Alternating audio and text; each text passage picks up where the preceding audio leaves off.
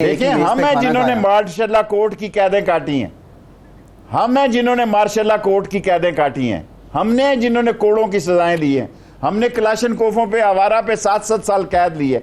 ये किस भाई, मुझे निज़ामी साहब आप ये बताएं, आर्मी चीफ से मेरा मिलना मेरे लिए बड़ा एजाज़ है जी। DGISI का मुझे खाने पे बुलाना मेरे लिए बड़ा एजाज़ है।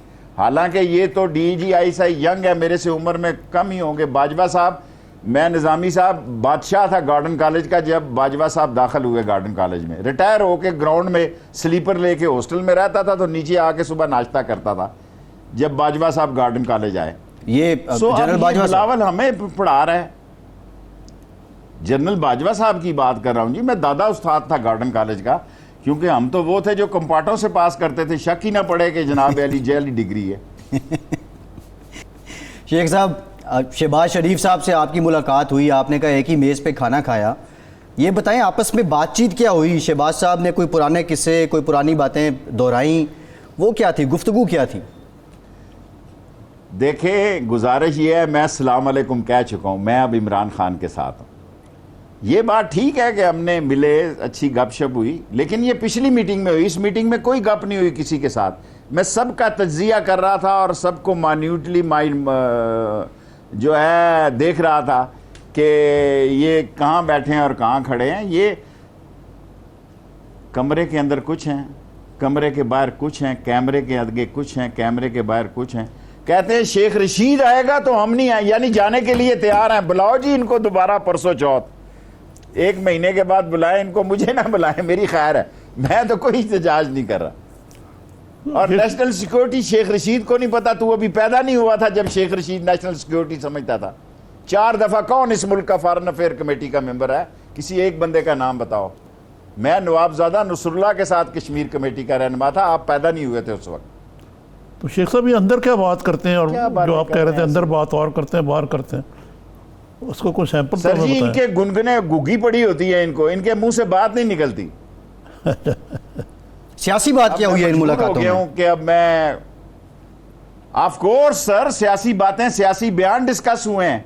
उसने कहा उधर तो बाहर, बाजवा ने कहा उधर तो तुम बाहर कहते हो कि हम रस्सा डाल के घसीटेंगे, फिर आप कहते हैं कि जनाब अली झगड़ा, उधर आप कहते हो कि गुजरपुरा में जो वाकया हुआ वो आपके मोटरवे पे हुआ। उसने कहा जी मैंने तो उसकी माजरत कर ली थी, बड़ा टीवी देखते हैं आप। बड़ी लाइट सी मूड में बातें हुई हैं, खुल के बातें की है। अच्छा अच्छा। अब मेरा ये अगर मैं बताऊं कि बातें क्या हुई हैं तो ये गलत बात है, लेकिन ये कहना कि मैं मुलाकात ही नहीं हुई, मरियम साहबा कह रही हैं नवाज शरीफ का कोई बंदा नहीं मिला, तो फिर मेरी बात की तस्दीक होगी। आज निज़ामी साहब पहला दिन है नून लीग और शीन लीग का। मरियम ने इब्तदा रखी है कि ना नवाज शरीफ को पता था, ना नवाज शरीफ का कोई बंदा मिला है। उस वक्त कौन मिलता था जब राहील शरीफ ने मेडिएशन कराई थी बीच में, ताहिरुल कादरी साहब और इमरान खान के दरमियान। लौट के बुद्धू घर को आए, इनका कोई मसला ही नहीं है, ऐसे ही टेंट फिश हो जाएंगे ये 4 महीने। मैंने बहुत पहले कहा 30 दिसंबर जनवरी तक इनका किस्सा तमाम हो जाएगा। ये नून शीन आपस में आपको नजर आएगी। आज पहला दिन है, 4 महीने मैंने टाइम दिए हैं, मैं उस पर कायम हूँ। शेख साहब, ये नहीं अभी तक समझ आई कि इन मुलाकात का डिक्लेरेट तो ये था कि गिलगित बल्तिस्तान पे बात की, लेकिन असल मकसद क्या था कि जब उनका टेंट फिश भी होना है, सारा कुछ होना है, तो ये एक तवातर से 2 मुलाकातें एक दूसरे के बाद। आप इनको अपने प्रोग्राम में चैलेंज दें, कोई एक शख्स ये कहे कि मेरी मुलाकातें नहीं होती, फिर मुझे उस दिन बुलवा लें। आप किसी एक चैनल पे ये आ जाएं। ये परले दर्जे के झूठे हैं, इनमें इतनी जुर्रत ही नहीं है। ये देखें, अगर ये अंग्रेजी अखबार में ना छपता तो मैं ये बयान ना देता, वो भी इन्होंने शुरू किया। तो मैंने सिर्फ ये कहा मुलाकात हुई है जी, ये लोग मौजूद थे, दैट्स इट। जब इन्होंने मेरे खिलाफ बातें करनी शुरू कर दी तो मैंने कहा सारी बातें हुई हैं वहां पे। अब मैं तो इनसे लड़ाई, अब किस किस से लड़ाई लड़ूं? सारे चैनल ही मेरे पीछे इन्होंने डाल दिए। लेकिन लोगों का ख्याल उल रहा है वो सब कि आपने जो सारे गुफ्तगू का रुख है वो इन मुलाकातों की तरफ फेर दिया है, और जो इनकी APC थी वो भूल गए लोग। सर जी, मैं तो गलत बात नहीं कर रहा। निज़ामी साहब आपके सब से एहतराम करते हैं, आप इनको बुलाएं, उस बंदे का नाम लें जो पॉलिटिकल लीडर इनसे मुलाकातें नहीं करता।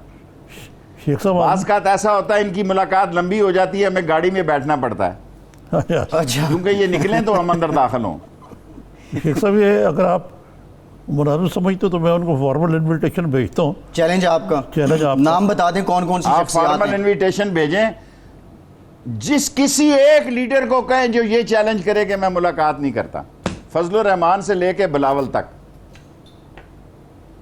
जी बहुत बड़ा इंकशाफ है। ठीक है, ये शेख साहब चैलेंज कर रहे हैं फजलुर रहमान को, बिलावल साहब को। एहसन इकबाल साहब तो आज एक टीवी चैनल पे वो डिनाई कर रहे थे, शेख साहब आप दोनों एक साथ ही थे, वो कह रहे थे मेरी तो कोई मुलाकात नहीं हुई है। सर अब मैं झूठ तो इस उम्र में नहीं बोल सकता। निज़ामी साहब ज़रा समझाएं, हम और किस्म के लोग हैं, हम किसी पे शेख साहब इल्ज़ाम लगाएंगे? आसिन इकबाल को कौन हमें समझा इल्ज़ाम सकता है? लगा के क्या मिलना है? नहीं, उनको आप मुझे ये बताएं, उनकी वालदा मजलिस शूरा की मेंबर थी और रेडियो पे एक टाइम है ना मेयारी स्टैंडर्ड टाइम का सारे जो मजलिस शूरा थी उसको किसी का तर्जमा ही नहीं आता था। इसकी वालदा ने ट्रांसलेशन की कि मेयारी वक्त। अच्छा ये जी। सवाल रखा गया मजलिस शूरा में कि स्टैंडर्ड टाइम का तर्जमा क्या होगा, किसी को नहीं पता था। इसकी वालदा ने बताया, पाकिस्तान जो का कबूल मेयारी कर वक्त लिया गया चलता है आज भी। पाकिस्तान के व्यारी वक्त के मुताबिक। जी जी बिल्कुल ठीक है। तो इसका मतलब ये है कि आप ये कह रहे हैं कि एहसन साहब इस बात को जो डिनाई कर रहे हैं वो झूठ कर रहे हैं। नून से शीन निकलेगी, शेख साहब पहले भी देखें सुनते सर, मैं थे। इससे ज्यादा बात करना चाहता हूं। देखें मेरी बात सुने जी मैं वहां सबसे आखिर में आना चाहता था। मैंने किताब देनी थी, मेरी किताब गाड़ी में थी, सिक्योरिटी के लिहाज से वो आदमी थैला सा नहीं उतार सकता। जहां दो चीफ थे, एक DGISI था और जनरल बाजवा साहब थे। तो मैं इसमें वहां खड़ा था कि मैंने एक साहब हैं, जो भी साहब हैं, नाम लेना मुनासिब नहीं, मैंने उनको कहा मैं किताब मंगवा लूँ। कह रहे हैं ये ज़रा। एहसन इकबाल साहब और ख्वाजा आसफ साहब लंबी बात कर रहे थे आर्मी चीफ और जनरल फैज़ से 1 to 1 कोने में खड़े। मैं जब निकला तो काफ़ी लंबा रनवे है, मैं वहाँ तक गया तो पीछे मुड़कर देखा ये बातें कर ही रहे थे। तो इसमें मैंने क्या ऐप की बात कह दी है? मैंने कुछ बताया कि क्या बात हो रही थी? लेकिन आसिन इकबाल साहब झूठ, सफ़ेद झूठ बोल गए, इसका मतलब है कि मुलाकात ही नहीं हुई सिरे से। सर मैं झूठ नहीं बोल रहा, जो बात है ये वो कह रहे हैं 1 to 1 नहीं हुई। मैं ये नहीं कह रहा कमरे एक छत के अंदर 1 to, उस छत के नीचे ये दोनों बंदे, वो दो और ये दो थे। वो तो शेख साहब, वो तो ये तरीका होता है ना कि 1 मिनट कोने में ले जाके आपने बात कर ली, वो ज़रूरी 1-on-1 की डेफिनेशन बड़ी वाइड है। जी अच्छा शेख साहब, नून से शीन निकलेगी, पहले भी आप ये बात करते रहे हैं, तो अब दिसंबर तक का आप टाइम दे रहे हैं। लोगों का ये कहना है कि ये सब कुछ good cop bad cop Nawaz Sharif के आशीर्वाद नहीं, से हो इसमें रहा है। ये ऐड कर दें जी। कि मरियम साहबा ने कहा कि शहबाज शरीफ और उनके भाई जो हैं बिल्कुल एक पेज में, और कभी वो अपने भाई को दगा नहीं देंगे। जी जी शेख साहब, तो ये जो उसने मुलाकात की है, किसने दगा दिया जी? उन्होंने कहा कि नवाज शरीफ के लोग नहीं मिले। देखिए आप पूरी बात करें ना निज़ामी साहब, अब आप, मेरा मतलब है फिल इन दी ब्लैंक करें ना। उसने कहा कि नवाज शरीफ का कोई आदमी नहीं मिला जनरल आर्मी चीफ से। ये भी झूठ है कि नवाज शरीफ का कोई आदमी नहीं मिला, ये सब नवाज शरीफ के आदमी ने जो मिल रहे हैं। ये उसने आज मरियम की वर्डिंग लिखाएं अपने प्रोग्राम में, दिखाएं मरियम की वर्डिंग आप। नहीं आप शेख साहब ये बात ठीक है, लेकिन इसका मतलब ये लिया जाए कि शहबाज शरीफ साहब अलग हैं। लेकिन बाज़ लोगों का ये कहना है ये नवाज शरीफ साहब की मिली भगत से हो रहा है। शेख साहब, लोग कहने को तो बहुत कुछ कह सकते हैं, लेकिन नवाज शरीफ ने अपना सफ़ा खुद फाड़ा है, और ये मरियम ही है जो नवाज शरीफ को यहाँ तक पहुँचाया है, डॉन लीग से लेके यहाँ तक। और इन अदारों की गोद में वो जवान हुआ है। ज़ियाउल हक का डॉर्चेस्टर होटल में उसने एक्साइज एंड टैक्सेशन का मिनिस्टर, मैं उस वक्त असगर खान के साथ था जब वो आए, उन्होंने कहा जी कि मैंने तरीके इस्तक़लाल छोड़नी है। उनके वालिद मरहूम अल्लाह उनको जन्नत नसीब करे, वो भी साथ थे। उन्होंने कहा ठीक है जाएं। जनरल जिलानी के कहने पे ये एक्साइज एंड टैक्सेशन के मिनिस्टर बने। जुनेजो को पीछे से छुरा मारा, इतना लंबा छुरा मारा सिंधी प्राइम मिनिस्टर को, और आके छौनी डाल ली। तो छुरा तो शेख निज़ामी साहब, मैं खुदा को गवाह बना के कहता हूं कि मैं जनरल उसका क्या हमीद गुल साहब को यूनिफॉर्म में, मैंने जब टिकट लिया नवाज शरीफ साहब से, तो उस कमेटी में जो टिकटें बांट रहे थे, जनरल हमीद गुल मरहूम अल्लाह उनको जन्नत नसीब करे, यूनिफॉर्म पहन के बैठे हुए थे। अच्छा, यानी कोई भरम भी नहीं था। तो ये तो शेख साहब, ये तो पुरानी कहानी है मियां नवाज शरीफ की पार्टी की। और सारा सियासत ही पुरानी होती है जी। कल और था every day is not Sunday. सही है। इनकलाबी नवाज शरीफ आज के कितने मुख्तलिफ हैं, या अब ये छुरा फिर से जो APC में दीगर जमातें थी, मौलाना भाई थे, सबसे पीपल्स बड़ा पार्टी थे, छुरा तो उनकी उन्होंने पीठ में जाएगा? जरदारी साहब को सौंपा। और जी क्या वही बात मैं पूछ रहा हूँ कि अब ये APC देखें, में जाएगा जी।